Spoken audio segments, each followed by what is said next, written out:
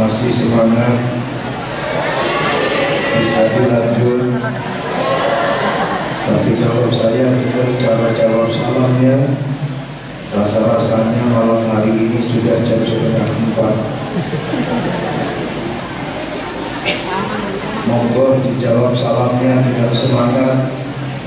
Saya doakan yang menjawab salamnya paling semangat. Insya Allah semua hutang-hutangnya segera terbayar.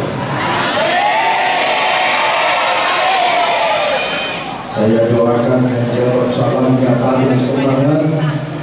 Insya Allah yang belum dapat jodoh segera mendapatkan jodoh.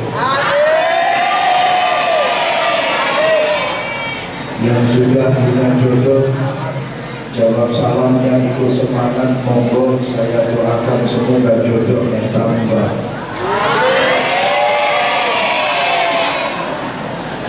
Ibu-ibu pengen tambah jodohnya, maksud saya semoga jodohnya tambah istiqomah, keluarganya tambah sakinah, mawaddah warahmah, rezekinya melimpah, tambah sawah, tambah rumah, tambah sepeda, tambah mama.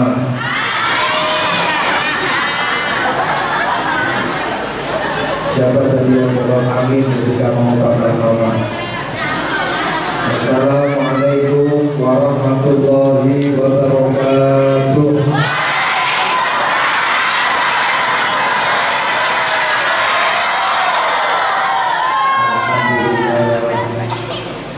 Sudah semangat dalam menjawab salam. Ini berarti tandanya yang hadir rata-rata hutangnya banyak, lunas. Amin ya rabbal alamin. Bismillahirrahmanirrahim. Bismillahirrahmanirrahim. Tawakkaltu 'ala Allah, masyaallah. La haula wala quwwata illa billahil aliyyil azim. Alhamdulillahi rabbil alamin, wa bihi nasta'inu ala umuri dunya waddin, wa nusalli wa nusallim ala sayyidina wa maulana Muhammad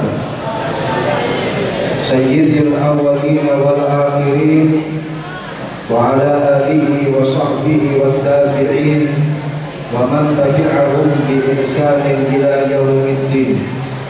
Allahumma shrah li sadri wa yassir li amri wahlul 'uqdatam min lisani yafqahu qawli, amma ba'du.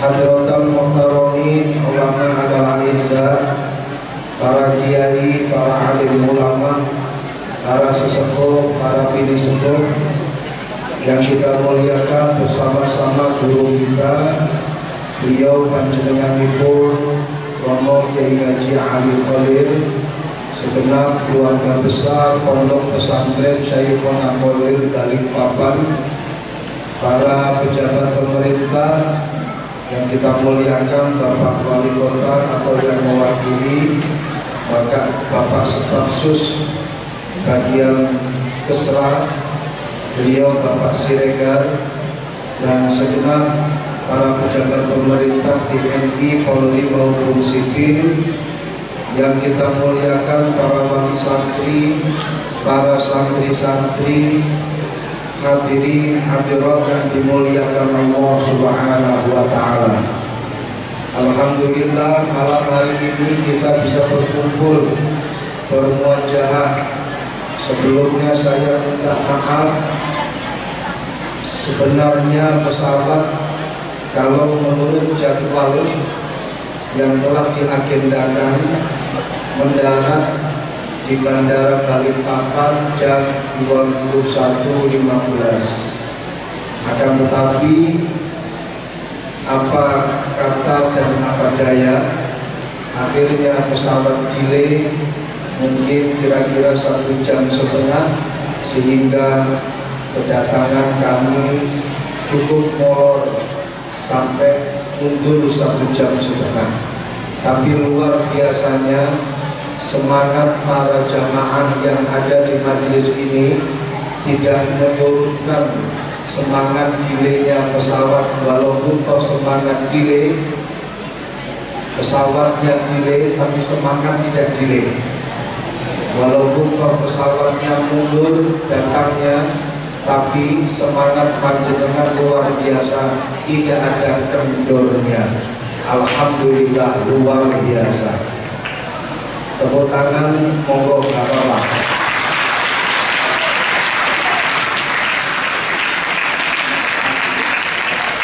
Ini menjadi penyemangat saya juga. Saya sudah 3 hari ini belum pulang rumah. Acara yang pertama saya di Magelang, di Pondok Pesantren Tegalrejo. Setelah itu geser ke Jogja, ke Pondok Pesantren Melangi, Jogja. Setelah itu sebenarnya dari Jogja langsung menuju ke Balikpapan, tapi ada undangan mendadak rapat gabungan Suriah Tanfidiyah pengurus besar Nahdlatul Ulama. Saya harus hadir di rapat PBNU. Akhirnya sebelum ke Balikpapan, saya harus ke Jakarta terlebih dahulu, terus lanjut ke Jakarta. Ini alhamdulillah sudah 3 hari berturut-turut. Saya alhamdulillah didampingi oleh istri setia saya yang selalu mendampingi saya. Terima kasih tepuk tangannya.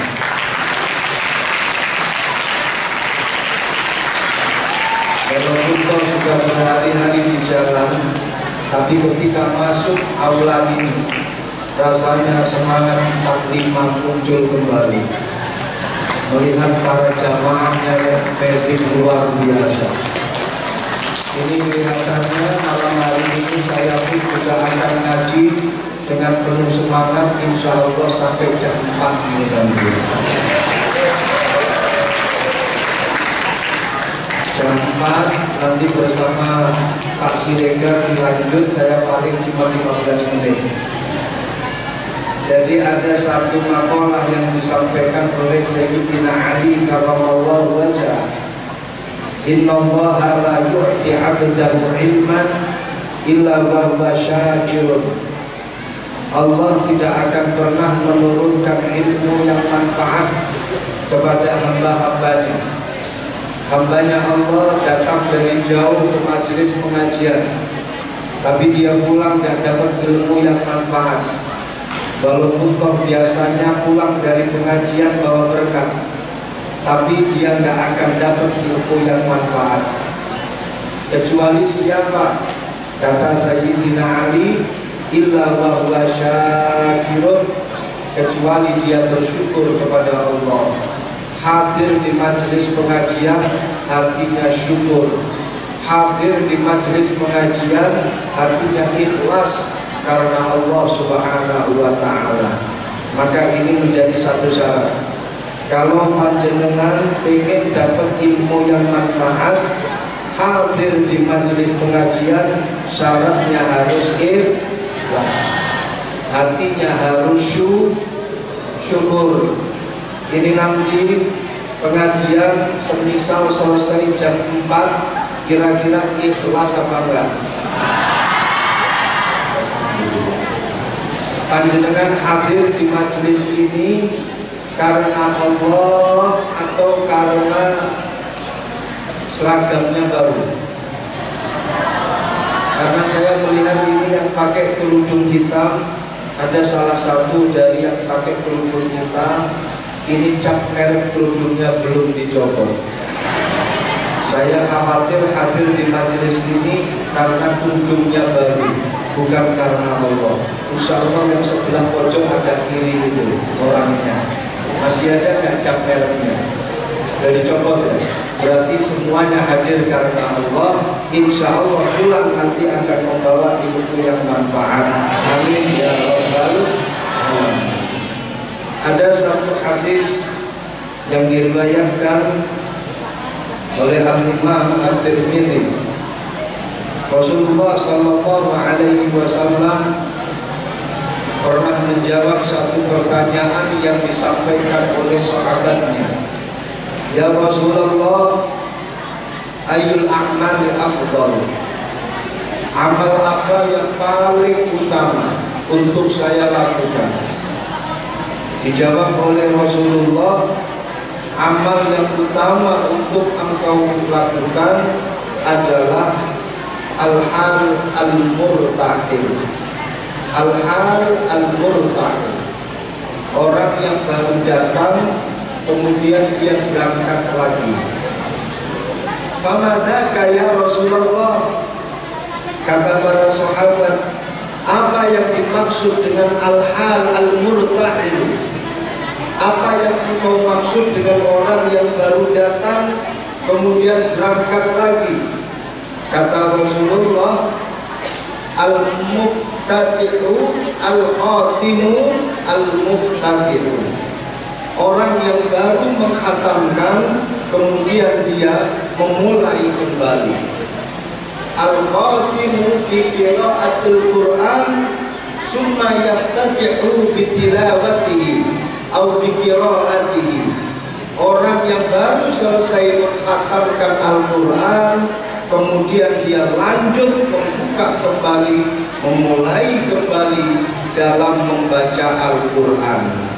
Dalam pengaplikasian hadis ini dalam pendidikan, al-hal al-murtahil adalah orang yang baru selesai pada satu jenjang pendidikan kemudian dia melanjutkan kembali pada jenjang yang berikutnya. Inilah yang dimaksud dengan afdhalul a'mal. Inilah yang dimaksud dengan amal yang paling utama.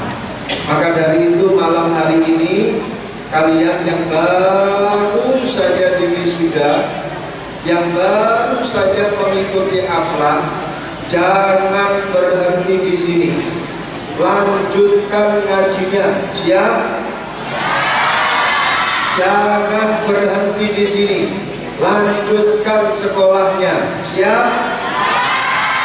Ingin dapat fadilah daripada amal saleh, kalau ingin dapat fadilah daripada amal saleh, lanjutkan ngaji kalian, lanjutkan sekolah kalian. Satu metode yang dilakukan oleh para ulama kita zaman dahulu adalah manhajut ta'lim indal a'immah kasratus syaikhi wa tuluz zamani. Ulama-ulama kita zaman dahulu kalau ngaji, kalau belajar pasti melakukan dua hal ini. Apa itu dua hal? Yang pertama, kasratus syaikh, memperbanyak guru. Imam Syafi'i belajar kepada ulama Irak, Imam Syafi'i belajar kepada ulama Madinah, Imam Syafi'i belajar kepada ulama sekitarnya. Banyak guru-gurunya Imam Asy-Syafi'i. Al-Imam Al-Ghazali belajar kepada guru-gurunya, belajar kepada Al-Imam Al-Juwaini, sampai kepada ulama-ulama yang ada di Persia, sampai pada ulama-ulama yang ada di Syam. Banyak sekali guru-gurunya Al-Imam Al-Ghazali. Sampai Mbah Kiai Khalil Bangkalan yang dari Madura, Kiai Khalil Bangkalan belajar kepada banyak sekali guru-gurunya. Ini menjadi satu ciri khas daripada metode pembelajaran yang dilakukan oleh para ulama-ulama kita zaman dahulu. Makanya jangan berhenti di sini. Ketika kita ingin belajar, lanjutkan. Kenapa? Al-Imam Adz-Dzahabi pernah ditanya oleh santri-santrinya, wahai Al-Imam Adz-Dzahabi, kita ini ngaji terus, Sampai kapan kita ini selesai ngajinya? Sampai kapan kita ini selesai belajarnya? Dijawab oleh Al-Imam Adz-Dzahabi, hatta namuta, sampai kita mati. Karena yang namanya belajar adalah satu kewajiban minal mahdi ilal lahdi. Mulai dari ayunan asuhan seorang ibu sampai kita masuk ke liang lahat, semua manusia mendapatkan kewajiban untuk bertolakul ilmi. Gak pandang bulu, kecil besar wajib semuanya. Itu hadis Pak. Yang namanya muda tua semua wajib mencari ilmu. Itu hadis. Utlubul ilma minal mahdi ilal lahdi. Coba dipahami, itu adalah perintah dari Rasulullah. Cuma cara mencari ilmunya yang beda. Antara yang muda sama yang tua beda cara mencari ilmunya.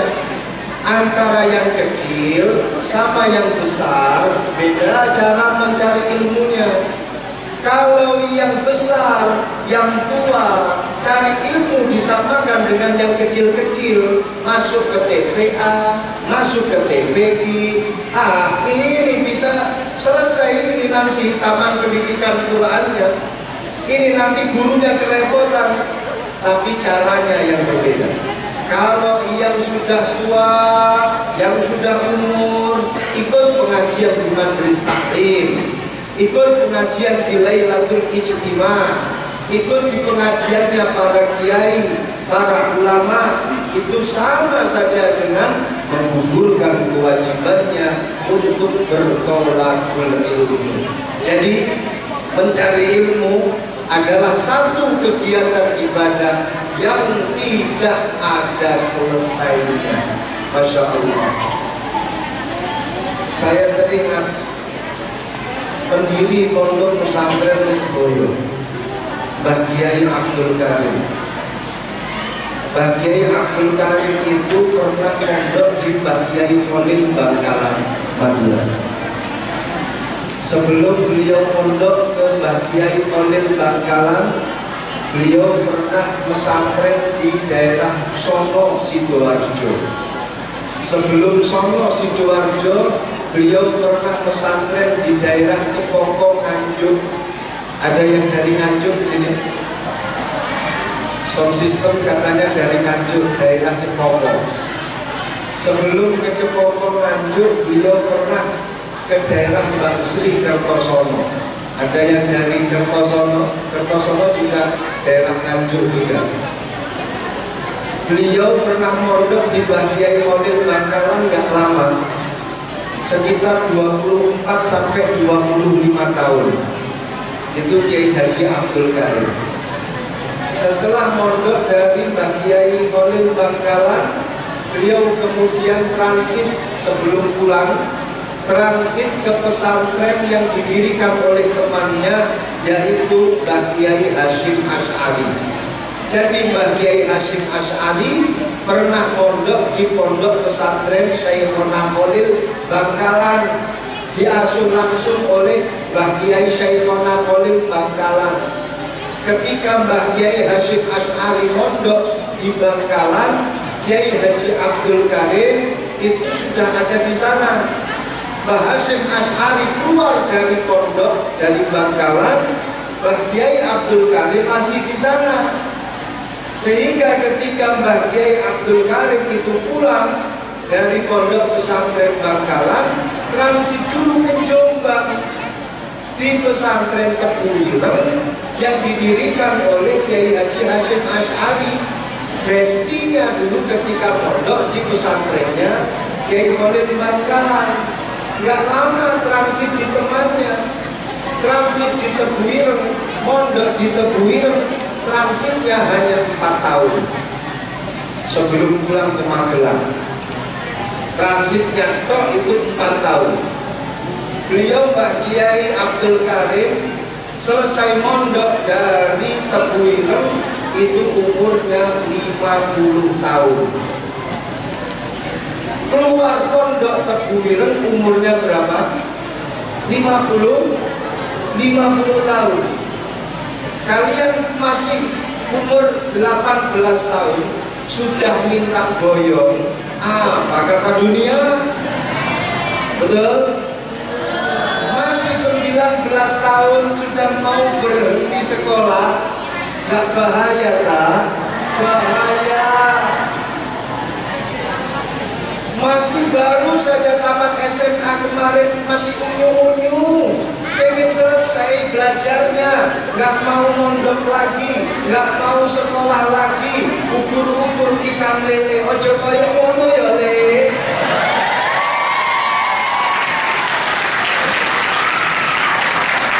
Pak Kiai Abdul Karim pendiri Pondok Pesantren Lirboyo selesai mondok usia 50 tahun.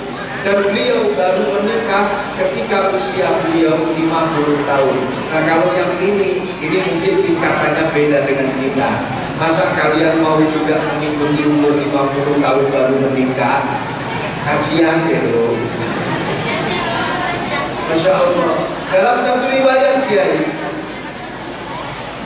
Kiai Abdul Karim tidak pernah ditemukan tidur itu tidak membawa kitab. Kalau beliau tidur itu pasti di tangannya sambil membawa kitab. Subhanallah. Itu menunjukkan beliau tidak pernah melakukan tidur nawa itu tidur. Beliau tidak pernah melakukan kesengajaan untuk tidur, karena di dalam tangannya beliau selalu pegang itu kitab. Sambil baca-baca kitab, terus kemudian beliau tertidur. Beliau tidak pernah mengajar yang mana sebelumnya tidak mutolaah kitab terlebih dahulu. Walaupun untuk kitab dunia, walaupun untuk kitab kecil, sebelum beliau memulai mengajar, beliau pasti mutolaah terlebih dahulu. Beliau pasti belajar terlebih dahulu. Padahal nisbat kitab dunia kepada beliau, mungkin beliau sudah ratusan kali khatam. Nisbat kitab Fathul Qorib kepada beliau khatam mungkin sudah ratusan kali. Tapi ketika beliau akan mengajar, beliau tidak pernah meninggalkan yang namanya mutolaah. Ini luar biasanya. Walaupun toh sudah alim, tapi tetap mutolaah kitabnya, tapi tetap mudzakarah kitabnya. Sehingga saya teringat ada satu ulama besar dari Saudi Arabia, As-Sayyid Muhammad Alwi Al-Maliki. Apa kata beliau? Sabatul ilmi bil mudzakarah wa naf'uhu bi ridha syaikhi wa barakatuhu bil khidmah. Ilmu itu bisa menetap pada diri kita, pada otak kita. Kuncinya, kata As-Sayyid Muhammad Alwi Al-Maliki, harus dengan mudzakarah. Otak ini, sekuat-kuatnya otak, pasti akan ada batasnya. Maka kalau ilmu yang kalian pelajari ingin tetap nyantol ke dalam otak kalian, kalian harus membuka kembali mudzakarah, mutolaah, musyawarah, diskusi sama teman. Ini bisa memperkuat apa yang kita pelajari untuk tetap ada di dalam diri kita. Imam Syafi'i tidak pernah meninggalkan yang namanya mutolaah dan mudzakarah. Padahal Imam Asy-Syafi'i adalah orang yang terkenal cerdas. Imam Syafi'i itu kalau membuka kitab, semisal dia sedang mempelajari halaman 78, kitab dibuka, blak. Itu halaman yang tidak dibaca, beliau tutup. Beliau tutup, Pak Stafsus. Itu Imam Syafi'i. Kenapa beliau tutup? Karena beliau ingin fokus dengan apa yang beliau baca. Imam Syafi'i itu sekali lirik langsung hafal. Kalau sedang membaca halaman yang kanan, halaman yang kiri ini ditutup oleh Imam Syafi'i. Kenapa? Karena sekali lirik ini langsung hafal. Kalau membaca halaman yang kiri, halaman yang kanan ini ini ditutup oleh Imam Asy-Syafi'i. Kenapa? Karena sekali lirik itu langsung apa? Itu Imam Asy-Syafi'i. Makanya malam hari ini saya juga sering menengok ke kiri, karena untuk dihafal lebih enak yang kiri daripada yang kanan. Nah, kita kembali kepada Imam Asy-Syafi'i. Orang paling cerdas. Umur 7 tahun Imam Asy-Syafi'i sudah menghafal Al-Quran. Umur 10 tahun Imam Asy-Syafi'i sudah menghafal kitab Muwatta. Imam Asy-Syafi'i sebelum balik sudah menjadi mufti pada waktu itu. Tapi beliau pernah mengatakan satu hal kepada gurunya, curhat kepada Imam Waqi', gurunya. Syakautu ila Waqi'in bisu'i hifdi fa arsyadani bitarkil ma'asi. Aku curhat kepada guruku Imam Waqi'.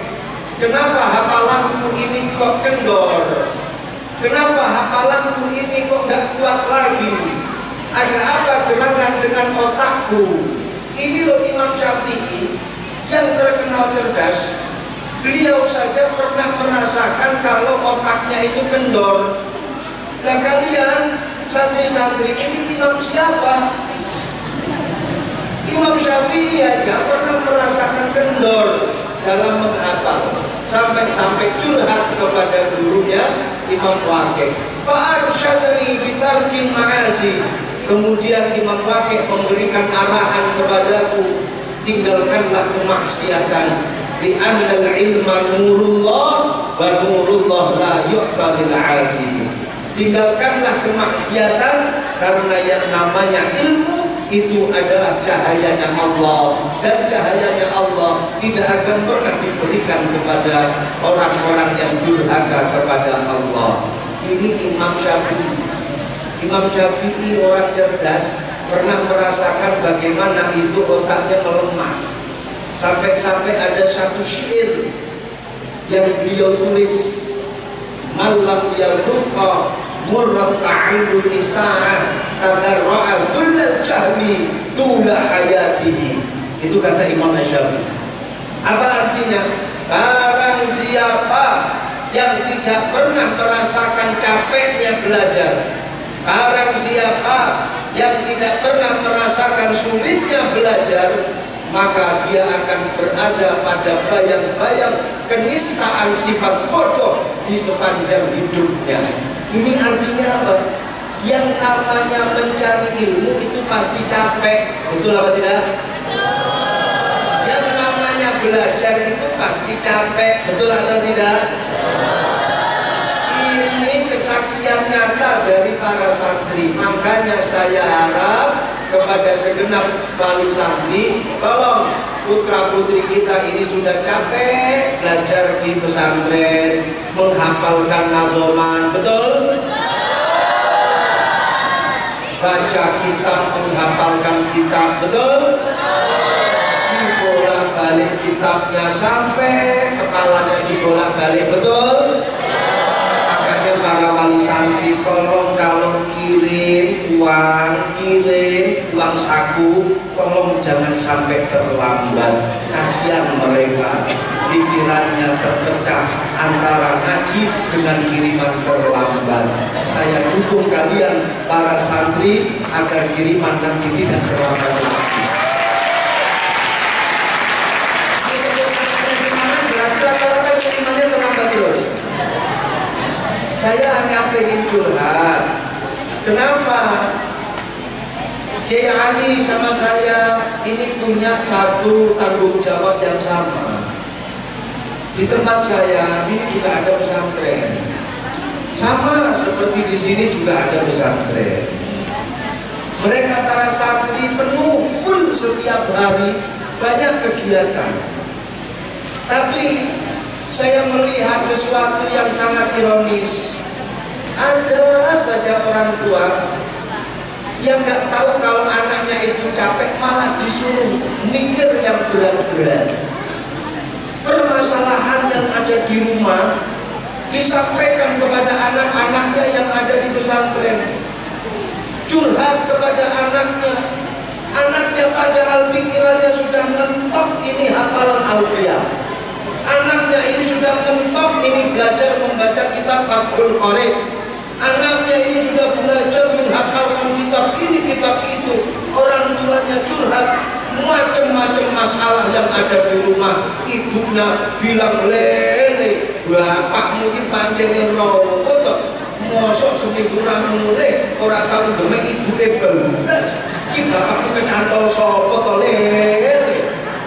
Enek lho sing kados ngoten niku. Nggih napa nggih? Pak Siregar enggak paham ini Mas. Curhat kepada anaknya. Bapaknya juga gitu, curhat kepada anaknya. Nah, ini warung ini nggak pernah ada yang datang ke tempat warung kita. Kenapa ini? Mungkin ada yang pasang taruh-taruh apa untuk warung kita. Cobalah kamu carilah. Cari itu obat untuk warung kita biar laris kembali seperti dulu. Kasihan ini orang tua, macam-macam perkara rumah disampaikan kepada anak di pesantren, pengennya curhat, tapi ingat itu bisa membebani putra putri panjenengan ketika tengah-tengah belajar, akhirnya pikirannya terpecah. Tolong ikhlaskan anak di pesantren, jangan dibebani dengan permasalahan yang berat-berat.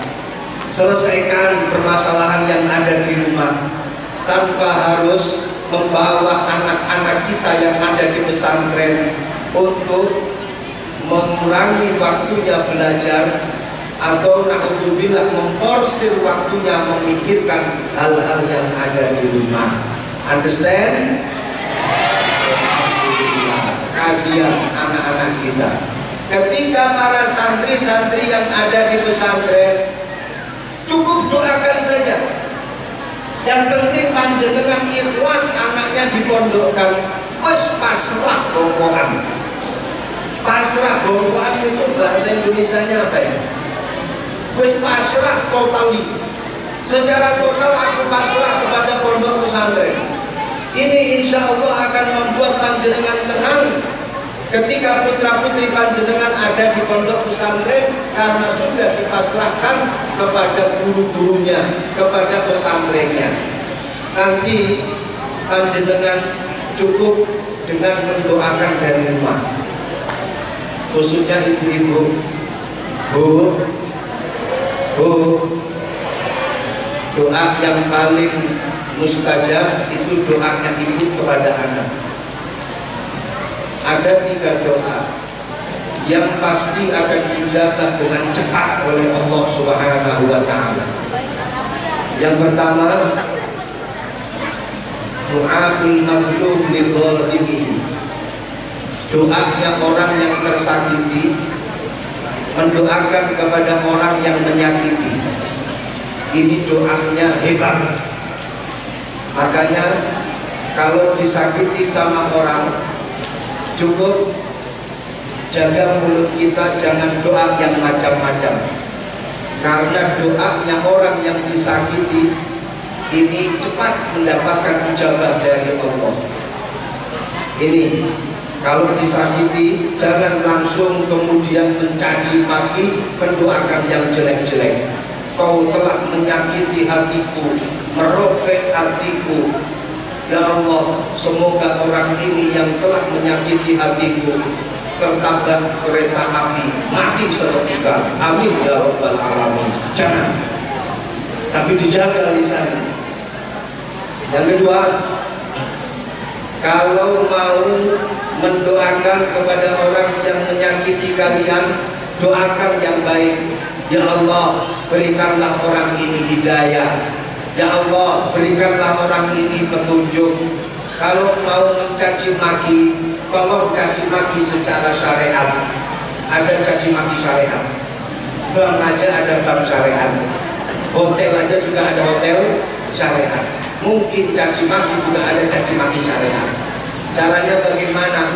Ketika kau temukan orang yang menyakiti kalian, gak usah pakai nisak-niso, gak usah pakai caci maki atau menyebut daftar nama hayalan.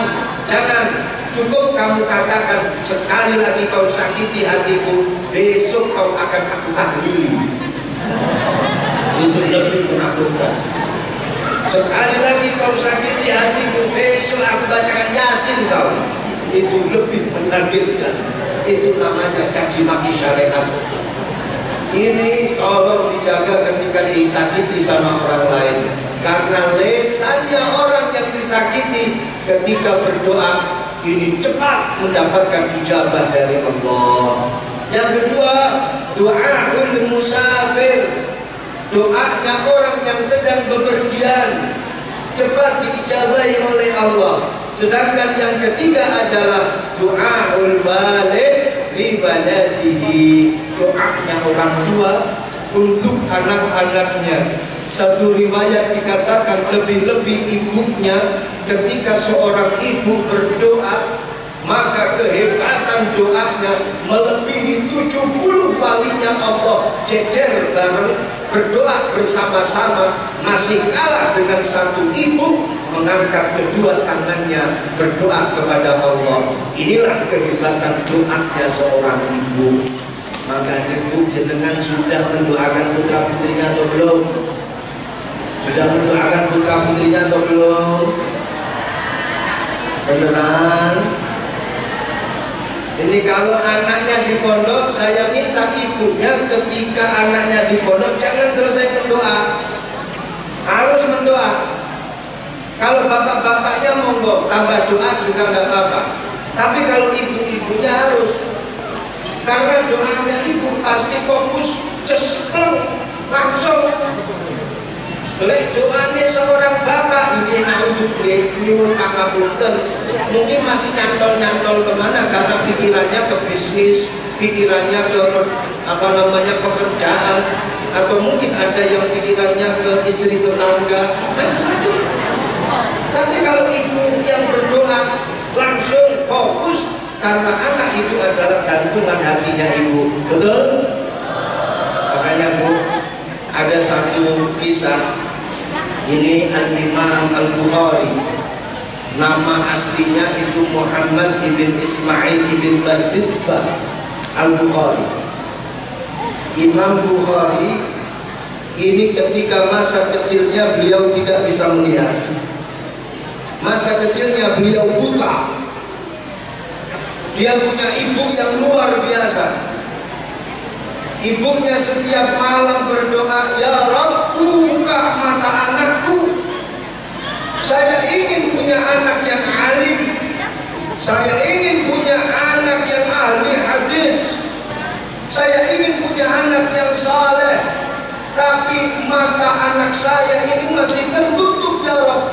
Setiap malam, setiap saat ibunya Imam Bukhari selalu berdoa untuk Imam Bukhari.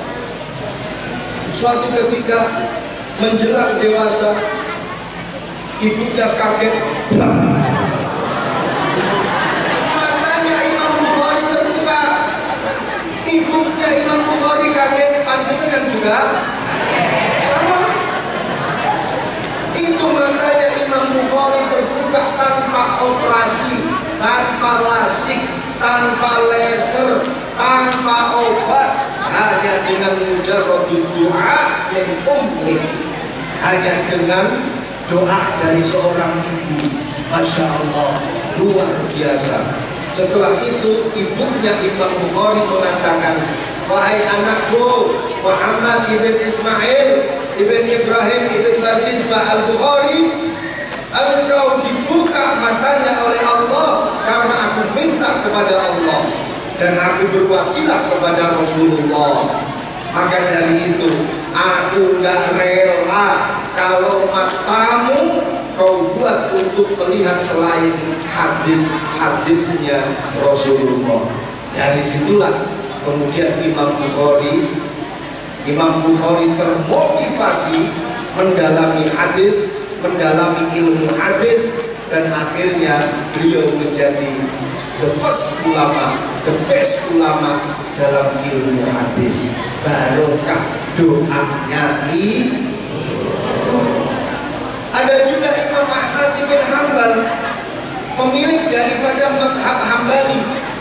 Imam Ahmad ibn Hanbal itu punya ibu yang luar biasa, top-topan dan markotop, tiada banding, tiada tanding. Wong kong ini kok di apa ya? Ibunya Imam Ahmad ibn Hanbal ini adalah seorang ibu yang senang kalau pengajian. Mohon maaf, saya ini orang Kediri, Pak Stafsus, orang Kediri dari Jawa Timur, Pak Kiai Ali. Beliau Pak Siregar ini kan bukan dari Jawa kan, Siregar itu kan? Dari Sumatera. Kalau di Kediri, Pak Siregar, orang kalau pengen ngomong banget itu nggak usah ditambahin banget, tinggal diperpanjang kata-katanya, itu sudah menyimpan makna banget. Kediri, Nganjuk, Blitar, ya toh, kayak bagian sound system Podo Nganjuk kayak itu, kalau mau ngomong banget tinggal diperpanjang kata-katanya, bisa dipanjangkan pakai matobi atau matlazim. Sehingga kalau mau ngomong gede banget itu jadinya kurang Jawa. Sing didawati sing arep. Dadine gaya di. Lek arep ngomong, kalau mau ngomong cilik itu kecil. Cilik karena jadinya gimana? Wili. Kalau mau ngomong suwi itu lama. Sawi lama juga bisa pakai logat Kediri, lama. Ini ibunya Imam Ahmad ibn Hanbal ini adalah seorang perempuan yang sawun.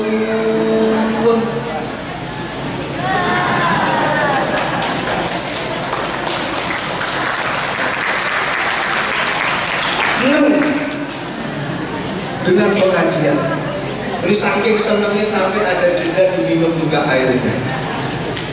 Itu setiap kali ada majelis pengajian, Imam Ahmad, ibunya Imam Ahmad ibn Hanbal ini selalu hadir. Pengajian di mana hadir, pengajian di sini hadir, pengajian di sana hadir. Itu ibunya Imam Ahmad ibn Hanbal, Bu. Ibunya Imam Ahmad ibn Hanbal ini tidak hanya mendengarkan pengajian, tidak hanya sekedar mendengarkan pengajian, tapi juga melihat dan nanti meniru apa yang menjadi gaya pakaiannya orang yang mengaji, ditiru, kemudian diterapkan kepada anaknya. Setelah pulang dari pengajian, Ahmad ibn Hanbal kecil dipanggil oleh ibunya. Ibu baru saja pulang dari pengajian.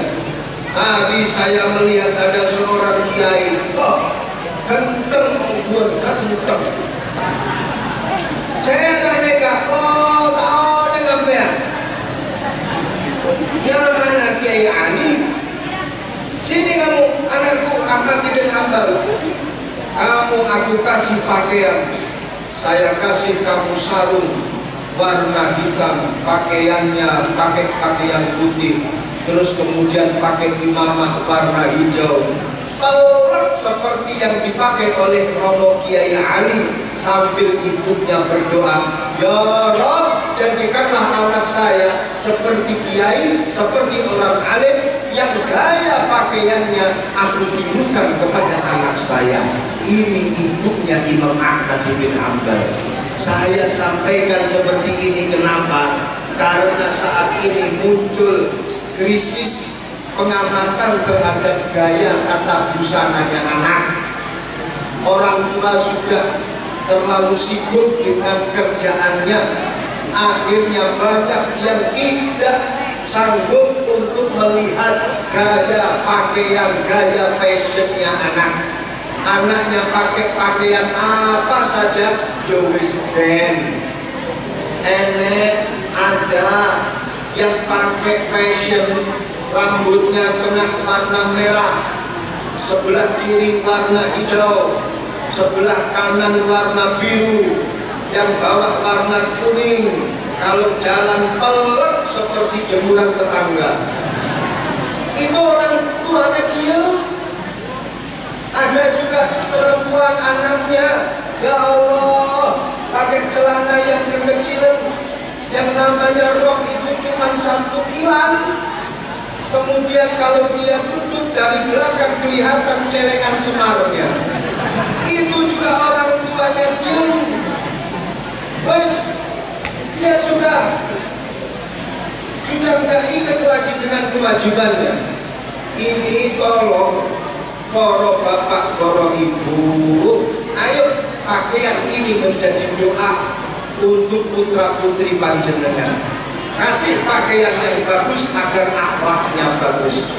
Kasih pakaian yang indah agar akhlaknya indah. Ini seperti yang dilakukan oleh Al-Imam Ahmad ibn Hanbal. Maka dari itu, halo, tolong jangan sampai lupa mendoakan anak. Ada satu amalan dari Pak Kiai Mahrus Ali, Pondok Pesantren Lirboyo. Tolong diingat-ingat. Pengen anaknya manut, disuruh ngene, nggih. Disuruh ngono, nggih. Disuruh mondok, oke, manut. Ini ada satu amalan. Sing ngamalke tapi ibunya bukan bapaknya. Tanpa saya bukan berarti tidak menghormati doanya bapak-bapak, karena memang technically doanya seperti itu. Atau mungkin karena memang doanya ibu itu lebih tocong daripada doanya bapak. Wallahu a'lam. Yang jelas ini yang baca ibunya. Bacakan surat Al-Fatihah 41 kali, Bu. Dibacakan surat Al-Fatihah berapa kali? 41 kali. Kapan waktunya? Ba'dal maghrib sampai isya. Di antara maghrib dan isya, Bu, baca surat Al-Fatihah 41 kali.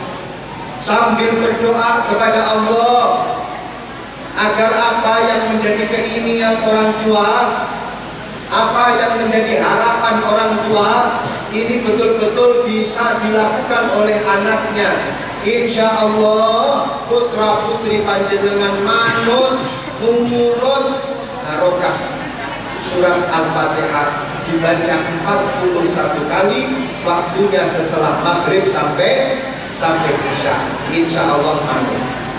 Lanjut kepada tema yang berikutnya, di mana tadi saya katakan katanya Sayyid Muhammad Al-Maliki, Muhammad Alwi Al-Maliki, kita selain tetap ilmunya dengan cara mudzakarah, ada satu harapan kita, pengen ilmu barokah, wa barokatuhu bil khidmah.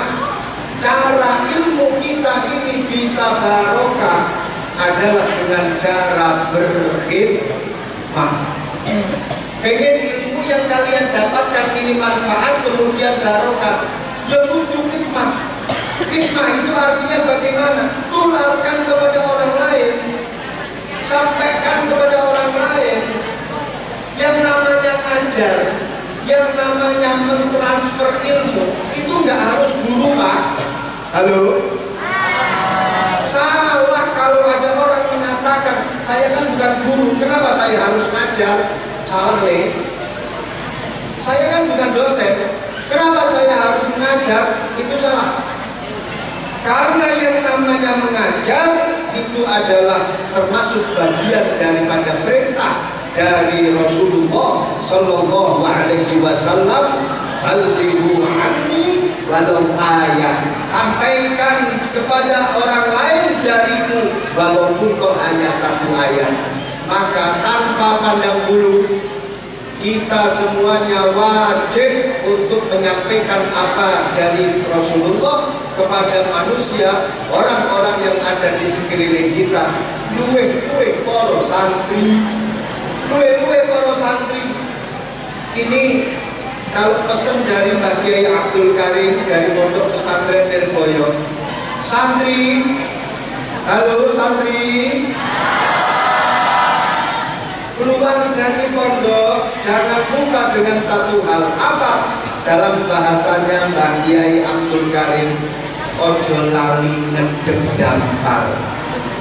Jangan sampai lupa ngedep dampar. Dampar itu ini dampar. Meja kecil buat ngaji ini namanya adalah dampar. Pulang dari pondok jangan lupa menghadap dampar. Tapi biasanya adalah pulang dari pondok jangan sampai lupa kalian mengajar, mentransfer ilmu, dan gak harus jadi guru, dan gak harus jadi seorang dosen. Kalian bisa mentransfer ilmu kapan saja dan kepada siapa saja. Mau jadi guru atau tidak, tak masalah. Kalian punya teman, ajarkan ilmu yang kalian miliki kepada teman kalian. Kalian punya keluarga, ajarkan ilmu yang kalian miliki kepada keluarga kalian. Ini sudah termasuk bagian daripada ngedem-dampar. Atau semisal dia kurang pede dalam berbicara, public speakingnya kurang pede, dia bisa dengan dakwah bilhal, dakwah dengan tingkah laku, itu pun juga termasuk bagian daripada ngedem dampar. Insya Allah barokah ngedem dampar, barokah mentransfer ilmu, ilmu nih barokah, lek ilmu nih barokah, uripe barokah. Udahlah, ini sudah menjadi satu garis dari Allah Subhanahu wa Ta'ala. Man salaka tariqan yaltamisu fi ilman sahhalallahu tariqahu ilal jannah. Jadi perlu diingat, mulih teko pondok ojo lali ngedem dampar. Mulih teko pondok kudu ngajar. Siap napa mboten? Siap napa mboten? Ben ilmune barokah. Kalau ilmune barokah, insya Allah uripe barokah. Ini jaminan dari para kiai-kiai kita zaman dahulu. Mbah Kiai Jazuli Ploso dari Pondok Pesantren Ploso Kediri, pendiri Pondok Ploso, beliau pernah mengatakan, santri pulang dari pondok ngajar terus kok nggak bisa makan, balik ke pondok suwean cangkemku alias robek mulutku. Garansi yang luar biasa dari seorang Kiai Jazuli. Mantap. Mbak Kiai Mahrus Ali juga pernah menggaransi, mulai teko pondok ngajar, mempeng nang pondok, pulang dari pondok ngajar, kok gak bisa makan, balik ke pondok iris kupingku. Garansi yang luar biasa dari para kiai-kiai kita. Masa kalian gak percaya? Saya juga bisa menggaransi. Kalian belajar aktif di pondok, pulang dari pondok ngajar, tapi kemudian gak laku-laku, gak nikah-nikah, gak ada yang mau sama kalian, balik lagi ke pondok, mondoklah lagi. Kalau saya gak berani mau bilang suek cangkemmu atau iris kupingmu, belum pangkatnya. Artinya guru-guru kita ini memang betul-betul sudah menggaransi bagi siapa yang mengkhidmahkan ilmunya untuk masyarakat, insya Allah akan diberkahi oleh Allah Subhanahu wa Ta'ala.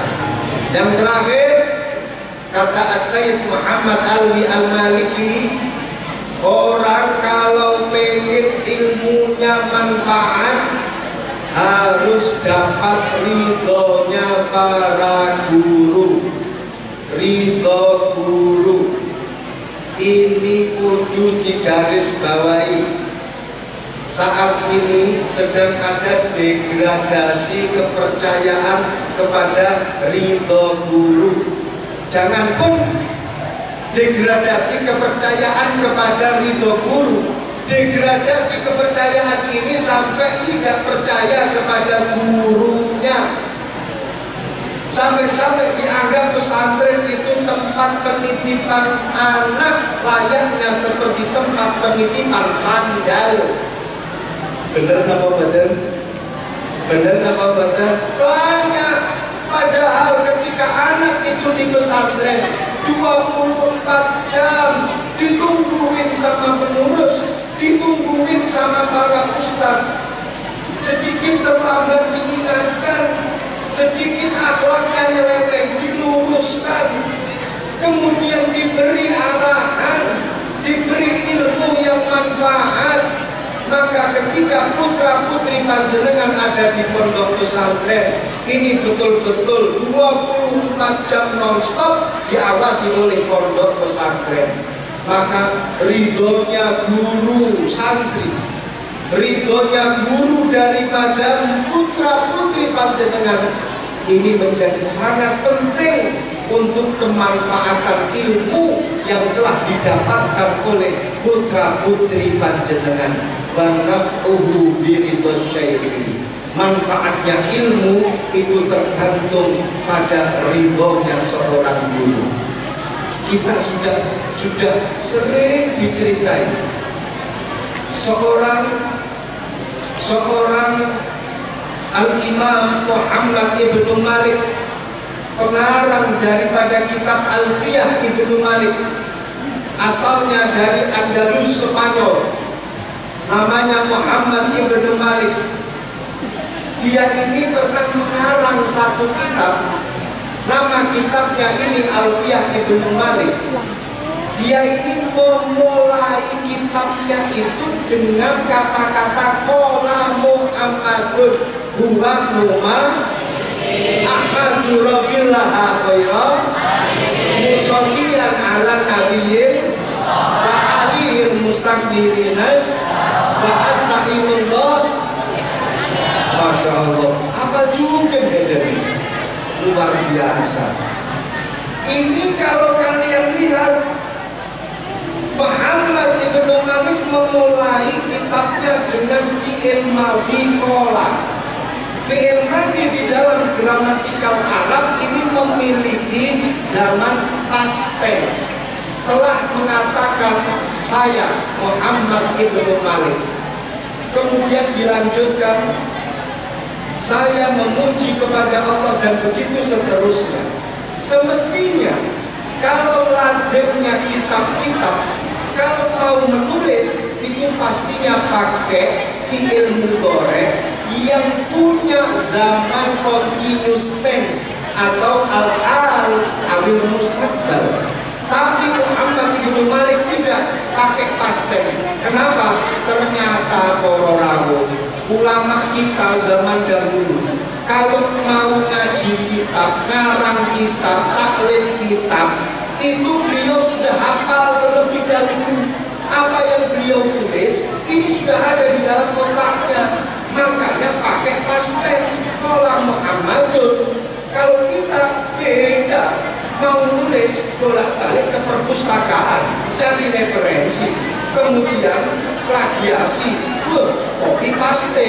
Mau nulis ini skripsi bolak-balik ke perpustakaan, mau nulis ini tesis bolak-balik ke perpustakaan. Tapi kalau ulama kita zaman dahulu kalau nulis kitab itu apa yang akan beliau tulis sudah ada di dalam otaknya. Mbah Kiai Hasyim Asy'ari menulis risalah, menulis risalah itu juga apa yang ditulis ini sudah ada di dalam otaknya. Ada alim dan muta'alim sudah ada di dalam otaknya. Sampai Imam Syafi'i apa yang akan ditulis ada di dalam otaknya. Kitab Ar-Risalah apa yang akan ditulis sudah ada di dalam otaknya. Begitu juga pengarang daripada kitab Alfiyah sebelum menulis beliau sudah hafal dengan apa yang dia tulis. Tapi ketika sampai pada satu nadom, wataqtadi ridon bi ghairi syuhratin fa'iqatan alfiyatan, ini apa yang aku tulis, artinya ini apa yang aku tulis lebih hebat daripada dengan apa yang ditulis oleh guruku. Kalau dibandingkan dengan tulisannya guruku, maka tulisanku lebih hebat daripada tulisan guruku. Masya Allah, ada rasa bangga yang kemudian merendahkan gurunya. Apa yang terjadi pemirsa? Apa yang akan ditulis semuanya hilang, sehingga beliau tidak lagi mampu untuk menulis kembali karena ilmunya semuanya hilang, diambil oleh Allah Subhanahu wa Ta'ala. Sampai suatu ketika Muhammad ibnu Malik sowan ziarah kepada Imam Ibnu Mu'ti. Di situ dia tertidur, bermimpi ketemu dengan Muhammad ibnu Mu'ti, ketemu dengan Al-Imam Ibnu Mu'ti. Siapa engkau? Aku adalah Ibnu Mu'ti. Aku mau curhat kepadamu, wahai guruku. Kenapa ilmumu hilang? Kata Ibnu Mu'ti, apa yang kau katakan telah melampaui batas. Ingat itu, wahai muridku. Seketika itu Muhammad ibnu Malik kemudian menambahkan redaksi. Dalam kitab Alfiyah ada 2 nadom, ada 2 syair, dan itu sebenarnya adalah nadom tambahan. Sehingga Alfiyah, kalau kalian hitung mulai dari awal sampai akhir, ini jumlahnya semuanya 1002, yang semestinya 1000 lunas. Tapi karena ada peristiwa ini, beliau Muhammad ibnu Malik menulis bahwa bisa bikin haizun tabdila mustaujibun sana'iyal jadila wallahi yakti bihi batin wafirah liwalahu fidarajatil akhirah. Ya udah, karena memang Imam Ibnu Mu'ti lebih dahulu, maka beliau lebih berhak untuk mendapatkan keistimewaan. Ya Allah, angkatlah derajat kami berdua dengan ditambahkan kedua syair itu. Ilmunya Imam Muhammad ibnu Malik kembali lagi. Kita sebagai seorang santri jangan sampai merasa lebih hebat dari guru-guru kita. Jangan sampai kita hilang takdim kepada guru-guru kita. Ayo kita berusaha untuk mendapatkan ridho dari guru-guru kita, karena dengan ridho guru, ilmu kita insya Allah menjadi ilmu yang manfaat. Semoga ilmu kita ilmu yang manfaat, ilmu yang maslahah, ilmu yang barokah. Amin amin ya rabbal alamin. Kula pun angkat tangan, awakipun ajur-ajuran, kula tak milik pamit, boyo ini pun terasa sakit. Al-Fatihah. Bismillahirrahmanirrahim. Alhamdulillahirabbil alamin arrahmanirrahim maliki yaumiddin. Iyyaka na'budu wa iyyaka nasta'in ihdinas siratal mustaqim siratal ladzina an'amta 'alaihim ghairil maghdubi 'alaihim waladdallin. Amin. Bismillahirrahmanirrahim. Alhamdulillahirabbil alamin. Allahumma sholli wa sallim ala sayyidina wa maulana Muhammadin salatan tunjina biha min jami'il ahwali wal afat wa tabdi lana biha jami'al hajat wa tutahhiruna biha min jami'is sayyi'at wa tarfa'una biha 'indaka a'la darajat wa tuballighuna biha aqsal ghayat min jami'il khairati fil hayati wa ba'dal mamat. Allahumma iftah 'alaina hikmataka وانشر علينا رحمتك يا ذا الجلال والإكرام.